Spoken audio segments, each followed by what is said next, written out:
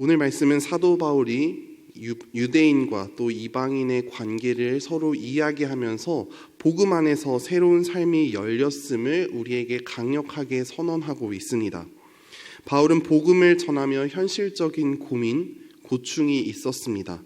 그것은 바로 선택받은 하나님의 백성들이 복음을 거절하고 도리어 하나님 밖에 있었던 이방인들이 구원을 얻는 것에 대한 혼란스러운 상황이었죠.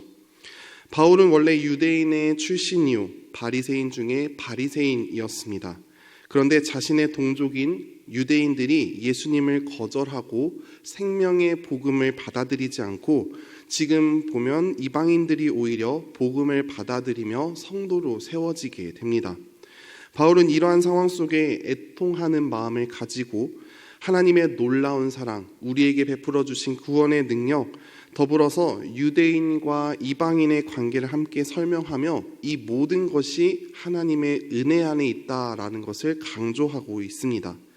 바울은 유대인과 이방인이 서로 뗄래야 뗄 수 없는 불가분의 관계 안에 있다라는 것을 강조하며 하나의 예화를 들게 되죠. 바로 젖붙임에 대한 예화입니다.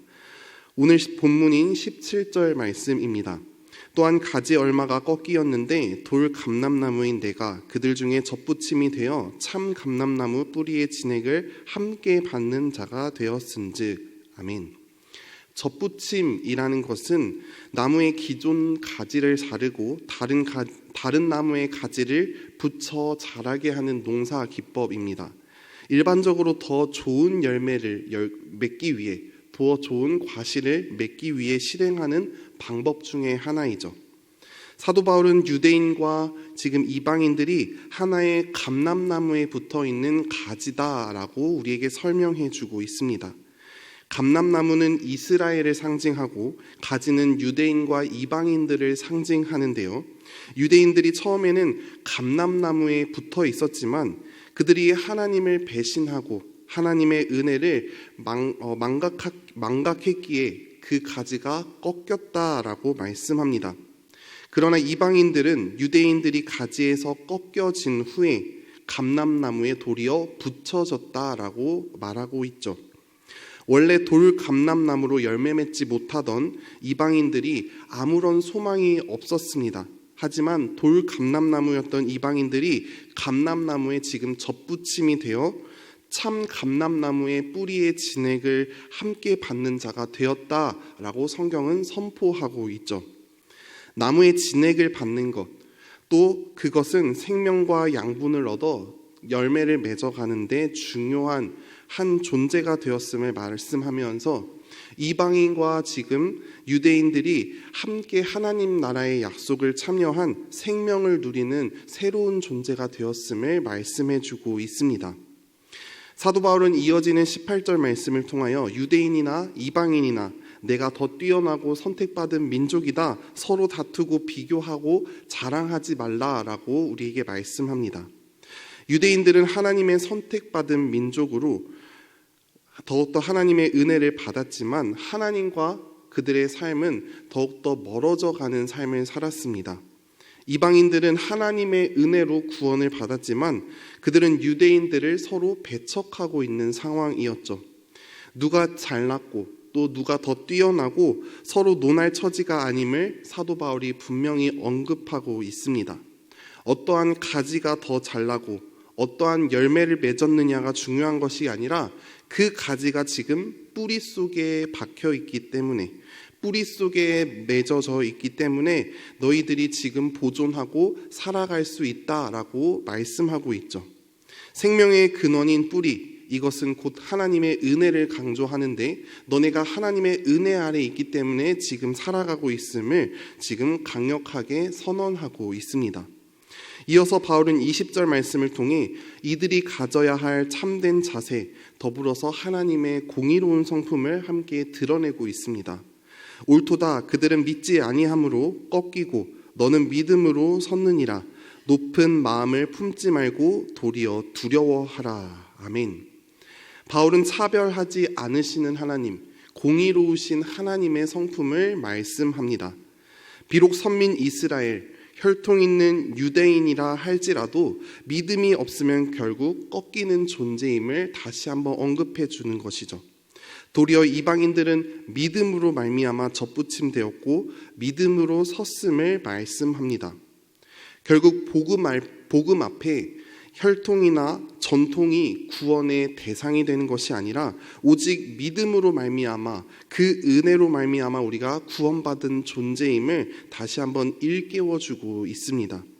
어떠한 조건이나 어떠한 자격으로 얻어진 것이 아니며 오직 믿음으로 오직 은혜로 말미암아 우리에게 주어진 놀라운 하나님의 은혜다. 더불어 그것을 우리에게 허락하신 공의로우신 사랑의 주님이시다라는 것을 말씀해 주고 있습니다. 더불어 이러한 공의로우신 그 하나님 앞에 우리가 가져야 할 자세가 있다면 높은 마음을 품지 않고 두려워하는 마음, 곧 그를 경외하며 살아가야 함을 말씀해 주고 있죠. 사랑하는 광연교회 성도 여러분, 바울의 이 외침 속에 우리의 신앙을 한번 되돌아보시길 소망합니다. 우리 또한 하나님의 은혜 없이 살아갈 수 없는 존재입니다. 어떠한 자격이나 조건으로 우리에게 구원받은 것이 아니라 오직 우리가 믿음으로 말미암아 구원 얻게 되었으며 이 믿음 또한 하나님이 주신 은혜라는 사실이죠. 우리를 구원하사 영원한 생명나무에 접붙임이 되어 우리를 의의 길로 인도하시는 그 주님의 은혜에 감사하며 더욱더 주님을 경외하며 나아가는 우리의 삶이 되길 간절히 소망합니다. 더불어 우리가 구원받은 존재라고 한다면 우리가 접붙임되어 그리스도께 붙어있는 신앙생활을 하고 있는지 돌아보길 소망합니다. 우리는 더불어 참 포도나무이신 예수 그리스도 안에 거하며 주님과 함께 살아가야 합니다. 우리가 참 포도나무이신 주님을 떠나 산다면 결국 열매를 맺지 못하고 가지처럼 밖에 버려지는 존재가 되는 것이죠. 주님을 떠난 삶은 결국 죽음뿐입니다. 우리의 참 포도나무이신 그 주님께 날마다 붙어있는 은혜가 있길 간절히 소망합니다.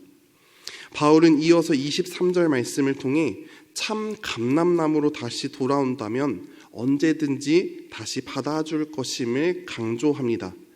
예수님을 믿지 않아 꺾여 나갔던 그 유대인들도 다시 주님은 끝이 아님을 말씀해 주고 있는 것이죠. 다시 주님 앞으로 나아온다면, 믿음을 가지고 주님 앞에 선다면 그들을 품으시고 다시 회복해 하시겠다라는 사랑의 메시지를 말씀해 주고 있습니다. 결국 오늘 말씀은 주님 안에 영원한 생명이 있음을 강조하며 유대인이든지 이방인이든지 누구나 주 앞에 자랑하지 못하게 함을, 오직 구원의 은혜는 주님께 있음을 다시 한번 말씀해 주고 있습니다. 더불어 주님은 언제든지 꺾여있는 그 가지들을 품으시고 주님 안에 거할 때, 주님 앞으로 나아올 때 다시 한번 진정한 열매, 참 생명을 주시는 사랑의 주님이라는 사실을 다시 한번 말씀해 주고 있습니다. 사랑하는 광연교회 성도 여러분, 오늘 말씀은 단순히 유대인과 이방인의 사이의 관계를 설명하는 본문이 아닙니다. 오늘을 살아가는 저와 여러분들에게 허락된 하나님의 놀라운 은혜, 사랑을 우리에게 말씀해 주고 있죠. 우리는 본래 돌 감람나무처럼 메마른 존재, 스스로 열매 맺지 못하는 존재, 죽을 수밖에 없는 존재였습니다. 하지만 하나님의 은혜로 우리는 접붙임 받아 참 생명나무에 우리가 더욱더 맺어서 열매를 맺는 거룩한 존재가 되었음을 말씀해 주고 있죠. 우리는 구원받은 자로서 마땅히 해야 할 자세가 있다면 두려움과 겸손함으로 주님께 나아가며 날마다 주님 앞에 거해야만 합니다. 단순한 접붙임이 아닌 그리스도와 연합되어 이전과는 다른 생명을 지닌 새로운 피조물로 살아가야 한다라는 것이죠. 바라기는 우리의 삶이 주님과 연합되어 참 생명을 누리고 경험하는 복된 삶이 되길 소망합니다.